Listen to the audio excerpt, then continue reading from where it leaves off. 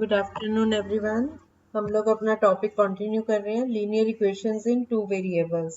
अब अगर हमें क्वेश्चन दिया हो, मान लो x plus y is equal to 4, तो आपने इसका ग्राफ बनाना हो तो आप क्या करोगे, x की डिफरेंट वैल्यूज लेके y फाइंड करोगे। जैसे x plus y is equal to 4 है तो y is equal to 4 minus x. अब x की डिफरेंट वैल्यूज लगाते जाओ, 0 1 2 3 4 ऐसे करके x के कॉरेस्पॉन्डिंग y की वैल्यूज फाइंड करो आप लोग।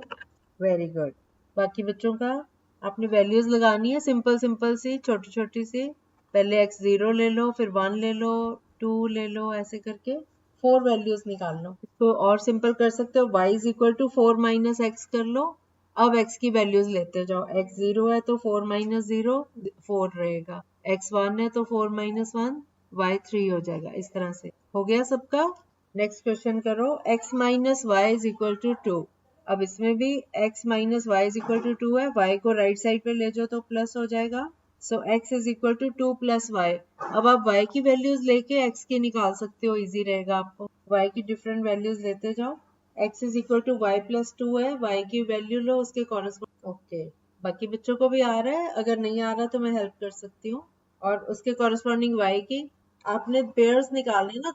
नहीं बेटा, पेयर्स बताओ, जैसे ब्रैकेट में एक्स वाई ऐसे वाले पेयर्स बताओ आप, कि जब x1 है तो y कितना है, x0 है तो y कितना है, ऐसे इकट्ठा इकट्ठा।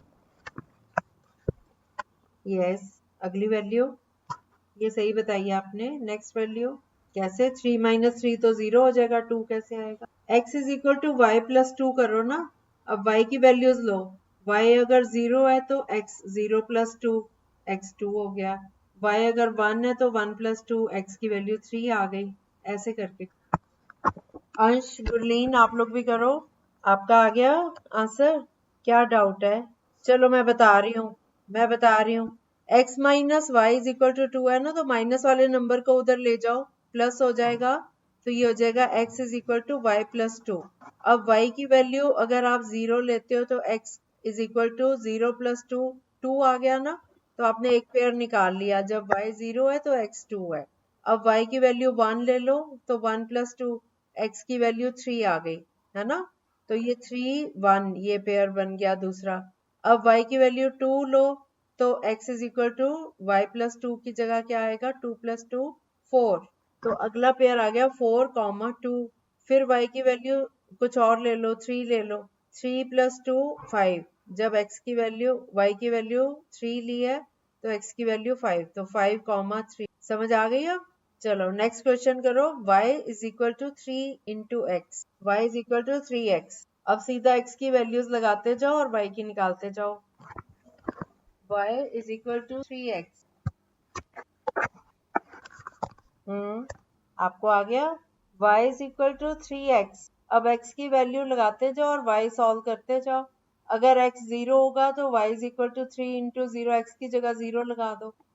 अगर x 0 है तो y भी 0 है। अब अगली वैल्यू लगाओ, अगर x 1 होगा तो y कितना होगा, 3। 3 इंटू 1 इज 3। Very good. और अगर x 2 होगा तो y कितना आएगा, यस। और अगर x 3 होगा तो 9, यस। तो आपने बना ली ना, 4 वैल्यूज आ गई। इसी तरह आप माइनस में भी ले सकते हो, अगर x माइनस 1 है तो y is equal to 3 into minus 1 कितना हुआ, माइनस। अगर x माइनस 2 है तो माइनस 2 इंटू 3 माइनस 6 y की वैल्यू। ठीक है, कुछ नेगेटिव कुछ पॉजिटिव भी ले सकते हो, क्योंकि अगर हम सारी पॉजिटिव लेंगे तो ये बहुत बड़ा नंबर आ जाएगा, उतना ही बड़ा आपको ग्राफ बनाना पड़ेगा, है ना। तो हम नेगेटिव भी ले सकते हैं। अगला क्वेश्चन करो, 3 is equal to 2x plus y. 3 is equal to 2x plus y. इसमें आप 2x को लेफ्ट साइड पे ला सकते हो, 3 माइनस 2x। अब x की वैल्यूज लगाते जाओ और y निकालते जाओ। 3 minus 2x is equal to y. अगर x 0 है तो ये माइनस 2x 0 हो गया ना, तो y की वैल्यू आ गई 3। ठीक है, एक पेयर बन गया 0 3। अगर x की वैल्यू 1 है तो अगर x की वैल्यू 1 है तो 3 minus 2 into 1 is 2, 3 minus 2 is 1। तो अगर x 1 है तो y भी 1 आ गया। अगर x 2 है तो जब आप x को 0 कर दोगे तो माइनस 2x 0 हो गया, 3 बचा, y की वैल्यू 3 रह गई। हमने इक्वेशन में y is equal to 3 minus 2x कर लिया था ना। अब आ गया सबको? आ गया बेटा समझ? नेक्स्ट क्वेश्चन पे आते हैं। Give the equations of two lines passing through 2 14 कि अगर x 2 हो और y 14 हो तो ऐसी कौन सी इक्वेशंस बन सकती? यस यस बिल्कुल सही है। अच्छा अब आप करो। अब आपको एक इक्वेशन दे रही हूँ 3y is equal to ax plus 7 और आपको पॉइंट दिया हुआ है 3 4 ब्रैकेट में। इसका मतलब आपको x और y की वैल्यू दी हुई है और आपने इन वैल्यूज को यूज करना है। You are to find the value of a। Equation फिर से सुन लो 3y is equal to ax plus 7। आपको आ तो नहीं रही आवाज? हो गया? 3y is equal to ax plus 7। Small a की वैल्यू निकालनी है और आपको पेयर दिया हुआ है 3 4 ब्रैकेट में। इसका मतलब x की जगह 3 लगाओ और y की जगह 4 लगाओ। अब फाइंड करो। आ गया बेटा? बहुत सिंपल है। आपने सिर्फ x और y की वैल्यू तो लगानी है। a निकालो 3y is equal to ax plus 7 और यहाँ पे एक पेयर है 3 4 मतलब x3 और y4 ये वैल्यू a की वैल्यू। ओके और बच्चों का? आपकी आवाज नहीं आ रही, ऊंची बोलो। Yes 5 point. अलीशा आपने उल्टा कर दिया बस। 3y is equal to ax plus 7। y की जगह हमने 4 लगाया, 3 4 12 लेफ्ट साइड आ गई। राइट साइड में ax में एक a तो रहने दो, x की जगह 3 सो ये हो गया 3a प्लस 7 के साथ कोई वेरिएबल नहीं है तो हमारी इक्वेशन बन गई 12 is equal to 3a plus 7। 7 left side पे जाके 12 में से माइनस होगा। 12 माइनस 7 इज 5 तो 5 इज इक्वल टू 3a। 3 5 से डिवाइड कर दो तो a की वैल्यू आ गई 5/3। ठीक है? ओके नेक्स्ट क्वेश्चन है इफ द वर्क, अब इसको ध्यान से सुनो आप। If the work done by a body on application of a constant force is directly proportional to the distance traveled by the body, express this in the form of an equation in two variables and draw the graph of the same by taking the constant force as 5 units. Also read from the graph the work done when the distance traveled by the body is 2 units and 0 unit. इसमें आप suppose कर लो distance is x and work done is y। So इसकी equation बन जाएगी y is equal to 5x क्योंकि constant force 5 units दी हुई है। मैंने आपको इक्वेशन बना के बता दी y is equal to 5x। अब आप x की वैल्यू 2 लगाओ, x की वैल्यू 0 लगाओ और y की वैल्यू निकाल लो। ठीक है आ गया सबका? y is equal to 5x में जब x 0 पुट किया तो y is equal to 5 into 0 0। तो जब x 0 है y भी 0 है और जब x 2 है तो y is equal to 5x में 5 इंटू 2 10 तो y की वैल्यू आ गई 10। तो अब हम दो वैल्यू से ही ग्राफ बना लेंगे। तो ये हमारा ग्राफ बना 0 पे 0 है, जब x 0 है y भी 0 है तो एक तो इनिशियल पॉइंट 0 हो गया, दूसरा पॉइंट है x 2 है तो y 10 है। जब आप प्लॉट करोगे 1 से लेके 10 तक ऊपर और ये राइट साइड में 1 2 2 पे तो 2 पे ऊपर पैरेलल लाइन ड्रॉ कर लो y एक्सिस के और 10 पे जो y एक्सिस पे 10 पॉइंट है वहां से x एक्सिस के पैरेलल लाइन ड्रॉ कर लो। तो जो ये वाला पॉइंट आया दिस इज 2, 10। इसी तरह हम अपनी मर्जी से, अब हमें दो ही पॉइंट मिल रहे हैं, अगर हम इनको ज्वाइन कर दे तो ये इसका ग्राफ बन गया। 0 को जो अभी हमने पॉइंट प्लॉट किया है 2 10 इस पे मिला दोगे तो ये एक स्ट्रेट लाइन ग्राफ बन। ठीक है दिस इज द ग्राफ। और ये कहते हैं कि also read the graph work done when the distance travel. तो हमने ये बता दिया कि 0 पे 0 है और 2 पे 10 है, ये ग्राफ शो कर। ठीक है अगर हम कोई भी पॉइंट लें, मान लो हम x को 5 लेते हैं तो y भी 5 आ रहा है ना। 5 x अगर 5 है तो y इज इक्वल टू 25 हो जाएगा, वो बहुत ज्यादा हो जाएगा। बस ठीक है ये दो वैल्यू से ही ड्रॉ हो गया क्योंकि और अगर हम 3 लेते हैं तो और 15 तक जाएगा वो। ये एक स्ट्रेट लाइन है, लाइन ग्राफ बन गया। Clear to all of you? Next question है यामिनी एंड फातिमा। ये आपके ना एनसीईआरटी की बुक के क्वेश्चंस हैं जो मैं करवा रही हूँ। सब बच्चों के स्कूल में एनसीईआरटी की बुक लगी होगी है ना, आपके सिलेबस का ही है, अभी हम वही कर रहे हैं। तो नेक्स्ट क्वेश्चन है Yamini and Fatima, 2 students of class 9 of a school together contributed rupees 100 towards the Prime Minister's Relief Fund to help the earthquake victims. Write a linear equation which satisfies this data. You may take their contributions as rupees x and rupees y respectively. Draw the graph of the same. मैं हिंदी में भी बता देती हूँ. 9th class की दो students हैं, यामिनी और फातिमा. उन्होंने मिलके 100 रुपीज अब उसमें भेजा है. जो भूचाल के विक्टिम्स हैं, जो भूचाल आने पे लोग परेशान हैं, उनकी हेल्प करने के लिए आपने सुना होगा प्राइम मिनिस्टर का रिलीफ फंड होता है. तो उसमें उन्होंने 100 रुपया कॉन्ट्रीब्यूट किया दोनों ने मिलके. तो आपने इक्वेशन बनानी है इस तरह से जिससे आपको हमें ये नहीं पता यामिनी ने कितने पैसे डाले और फातिमा ने कितने डाले. टोटल उन्होंने मिला के 100 रुपीज दिए हैं. तो आप अपनी मर्जी से लोगे. हो सकता है फातिमा ने सारे पैसे दे दिए हो सकता है यामिनी ने दिए हो. आप अपनी मर्जी से ले सकते हो सकता है यामिनी ने 50 रुपीज दिए हो, फातिमा ने भी 50 दिए हो. तो आप ये मान लो कि x रुपीज जो है वो फातिमा ने दिए, यामिनी ने दिए x रुपीज और फातिमा ने दिए y रुपीज. तो मान लो x प्लस वाई, तो हमारी इक्वेशन क्या बन गई? x plus y is equal to 100 क्योंकि दोनों ने मिलके 100 रुपीज दिया है. अब हम सपोज करेंगे अगर x 10 रुपीज है तो y कितना हुआ? 90. Very good. और अगर x 50 है तो y भी 50. शाबाश. अगर x 40 है तो 60. शाबाश शाबाश. और अगर x 0 है तो हाँ शाबाश. अब आप जो ग्राफ बनाओगे वो 1 2 3 का नहीं बनाओगे, 10 10 का बना लोगे. जैसे 0 से राइट साइड पे चले x एक्सिस पे, तो पहला यूनिट जो हमने लिया उसको 10 लिख लो. हम अगर डाटा बड़ा होता है ना, बड़े बड़े नंबर्स होते हैं, तो हम ये 1 यूनिट को मान लेते हैं कि 1 unit is equal to 10 rupees. तो 0 से पहला जो यूनिट आएगा ये 10 ले लिया. फिर अगला 10 to 20, अगला 2 की जगह 20, 3 की जगह 30, इस तरह से लगाते जाओ. तो ये 10 पॉइंट्स तक हमारा ये मार्क हो गया. इसी तरह से y एक्सिस पे भी 10, फिर 20, फिर 30, इस तरह से करते करते 100 तक ये. तो 10 ब्लॉक्स ऊपर गया, 10 ब्लॉक्स राइट में गया, है ना. अब हम इनको प्लॉट कर लेंगे. जब तो x 10 है, ये y जो है वो 90 है. तो x के लिए एक कदम हम इधर गए राइट साइड पे और y पे हम 90 तक गए. तो वहां से इसको मिलाया तो ये पॉइंट हमें मिल गया 10 90. फिर हमने दूसरा पॉइंट लिया था 50 50. जहाँ 50 है 5 यूनिट छोड़ के और इधर से भी 5 यूनिट छोड़ के 50 पे 50 है, तो वहां से ऐसे हमने मिलाया. ये पॉइंट हमें मिल गया 50 50. फिर हमने एक पॉइंट लिया था 40 60.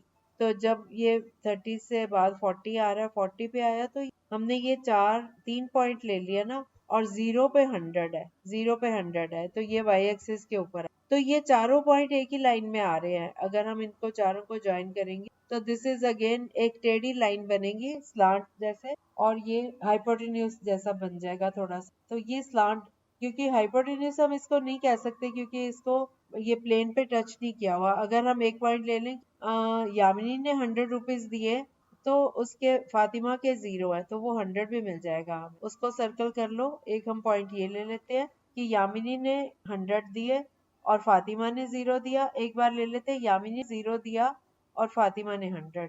तो ये x एक्सिस पे भी हमें 100 पे पॉइंट मिल गया और y एक्सिस पे भी 100 पे मिल गया. अगर हम इन सारे पॉइंट्स को ज्वाइन करते जाएं तो ये एक ट्रायंगल बन गया जिसमें x एक्सिस पे 0 से 100 तक पॉइंट है और y एक्सिस पे भी 0 से 100 पे पॉइंट्स. तो ये 100 जो है लेफ्ट, ये x और y एक्सिस का 100, दोनों पॉइंट्स आपस में ज्वाइन हो जाते हैं. ठीक है, तो ये एक राइट ट्रायंगल बन. Is it clear to all of you? Last question है इस चैप्टर का. लास्ट क्वेश्चन है, in countries like USA and Canada, temperature is measured in Fahrenheit, whereas in countries like India, it is measured in Celsius. Here is a linear equation that converts Fahrenheit to Celsius. हमारा question है कि USA और Canada जैसे country temperature जो है वो Fahrenheit में लिया जाता है, जबकि इंडिया जैसे कंट्रीज में मोस्टली ये सेल्सियस में गिना जाता है. तो एक इक्वेशन है जिसमें आपस में सेल्सियस और Fahrenheit आपस में कैसे रिलेटेड है, ये इनका आपस का रिलेशन है. F is equal to 9/5 into plus 32. ये फॉर्मूला वैसे भी नोट कर लो, ये कभी भी काम आ जाता है आपका.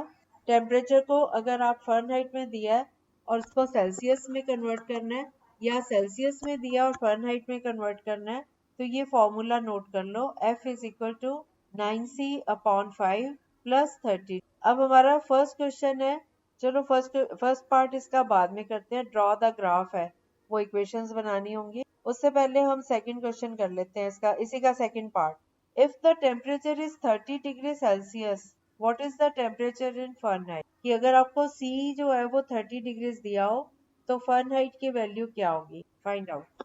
यस, बाकी बच्चे भी कर लें। अनमोल आपने किया हुआ था ये चैप्टर?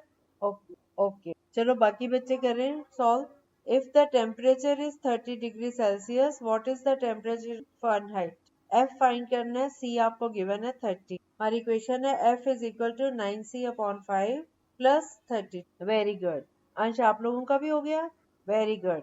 अब थर्ड पार्ट करते हैं। If the temperature is 95 degrees Fahrenheit, what is the temperature in Celsius?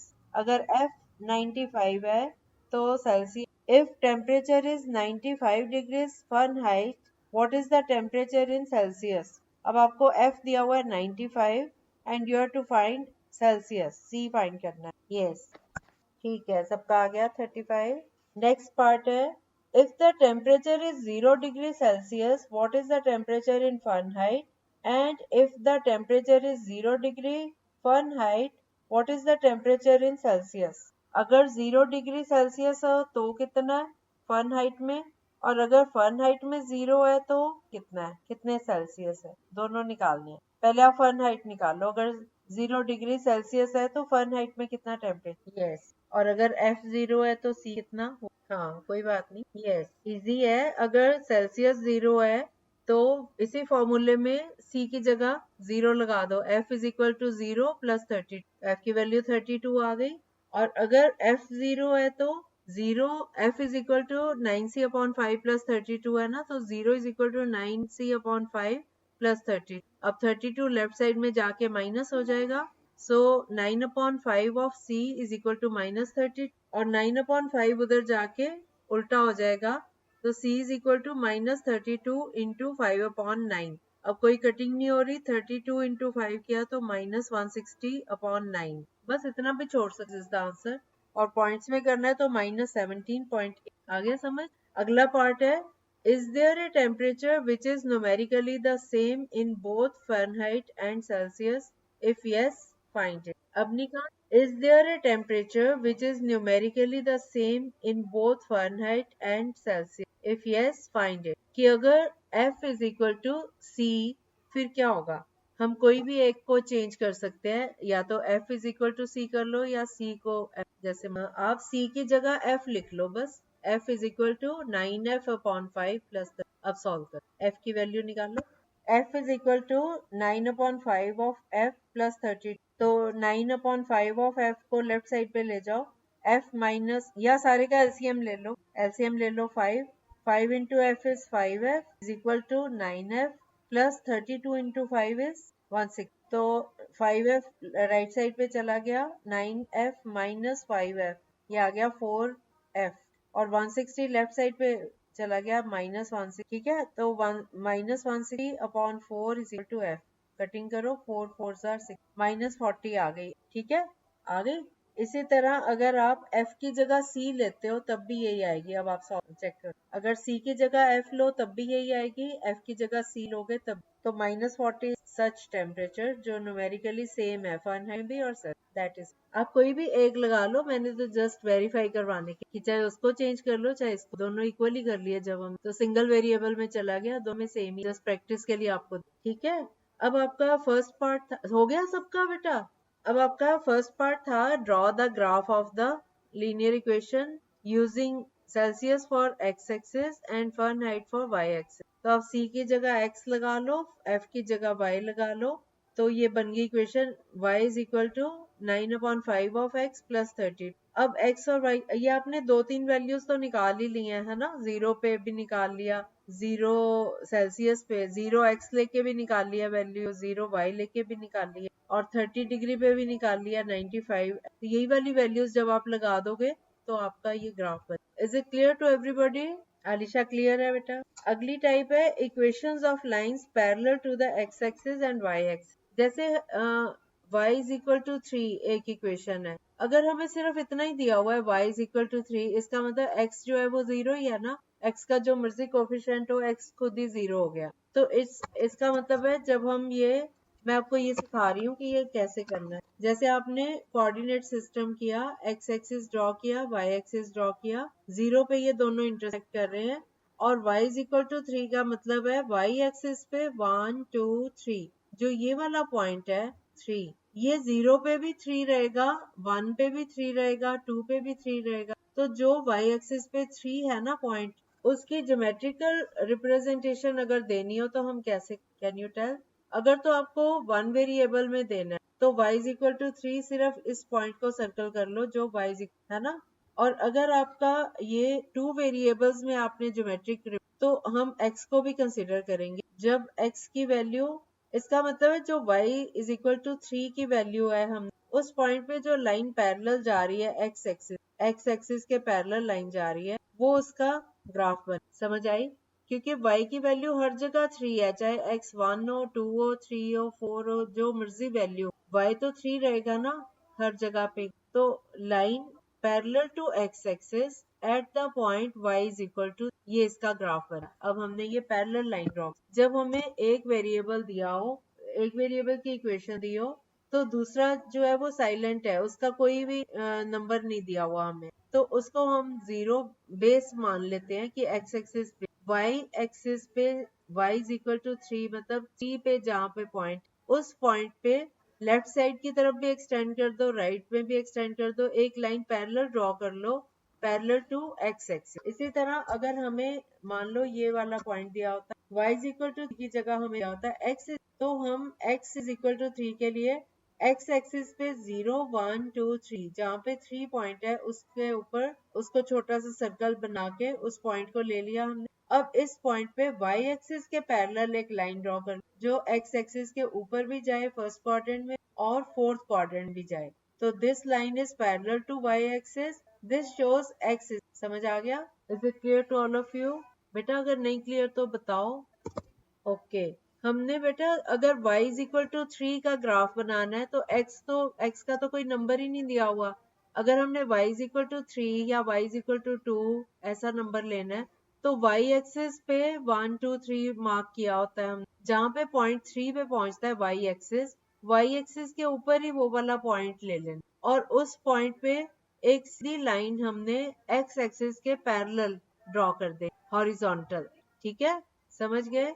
और अगर हमें y इज इक्वल टू 3 दिया होगा, अगर y इज इक्वल टू 3 दिया होगा तब हमने x एक्सिस के पैरेलल ड्रॉ करना। अगर हमें x इज इक्वल टू 3 दिया हुआ है पॉइंट और y के बारे में कुछ नहीं दिया हुआ, तो हमने x पे 0 से लेके 1 2 3 पॉइंट लेके 3 पॉइंट जहाँ आएगा x एक्सिस पे, उस पॉइंट को लेके उस पॉइंट से निकलती हुई ऊपर नीचे एक सीधी रेखा बनानी है which is parallel to y axis. ये अब वर्टिकल लाइन होगी, मैंने आपको बताया था हॉरिजॉन्टल होती है नीचे लेट और वर्टिकल होती है उस पे खड़ी हुई। ठीक है, खड़ी लाइन जो होती है परपेंडिकुलर होती है, और जो नीचे वाली लाइन होती है उसको हम हॉरिजॉन्टल बोलते हैं। Is it clear to all of? तो बस ये इसका स्टाइल है ग्राफ बनाने का अगर हमें सिंगल वेरिएबल की। ओके अगर आपको कोई पॉइंट में कोई इक्वेशन मान लो ऐसे दी हुई है, एक और क्वेश्चन है इसमें 2x plus 9 is equal to, तो हम x की वैल्यू निकालेंगे। 2x इज इक्वल टू 9 उधर जाके माइनस हो गया,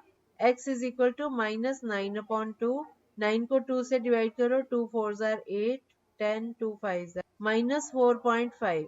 तो अब आप x जो है वो माइनस 4.5 आया है, तो x एक्सिस पे माइनस 4 और माइनस 5 के सेंटर का जो पॉइंट है वो होगा आपका माइनस 4.5। तो इस पॉइंट पे एक line parallel to y axis ये ड्रॉ कर, ठीक है। So this line is parallel to y axis और ये पॉइंट माइनस 4.5 है। ओके ऐसे ही अगर y की वैल्यू मान लो, एक और इक्वेशन ले लेते हैं, मैं अपनी मर्जी से दे देता कह लो 3y plus 5 is equal to, तो y हो गया माइनस 5 अपॉन, अब माइनस 5/3 जो है वो 3 1 इज 20 3 6 आर, तो ये तकरीबन माइनस 1.6 है y। तो अब आप y एक्सिस में नीचे की तरफ जाओगे, 0 के नीचे माइनस 1 और माइनस 2 के में ये पॉइंट आएगा, तो नीचे वाली जो लाइन है वाई एक्सिस वहां पे 1 और 2 के बीच में 2 के सेंटर 1 और 2 के सेंटर से हल्का सा और नहीं, क्योंकि -1.6 है। अगर आप ग्राफ पे कर रहे हो तो 6 काउंट करके, छोटे वाले 10 हो तो 6 काउंट करके उस पॉइंट पर, अब इस पॉइंट पे हमने एक लाइन ड्रॉ करनी है parallel to x axis. Y की वैल्यू लगा रहे हो तो एक्स एक्सिस के पैरेलल लगाओगे, अगर एक्स पे पॉइंट है तो वो वाई एक्सिस के पैरेलल, तो यहाँ ये वाई एक्सिस के नीचे की तरफ आएगी पैरेलल, ठीक है। हाँ, थर्ड और फोर्थ दोनों में ही आ जाए, ठीक है। चलो आज के लिए इतना ही, और ये चैप्टर हमारा हो गया कंप्लीट। बहुत छोटे छोटे चैप्टर्स थे हमारे।